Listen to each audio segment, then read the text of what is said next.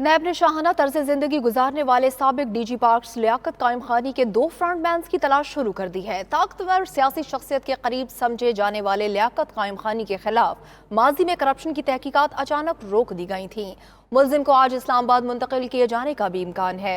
इसी पर देखिए कराची से वहीद राजपर की रिपोर्ट।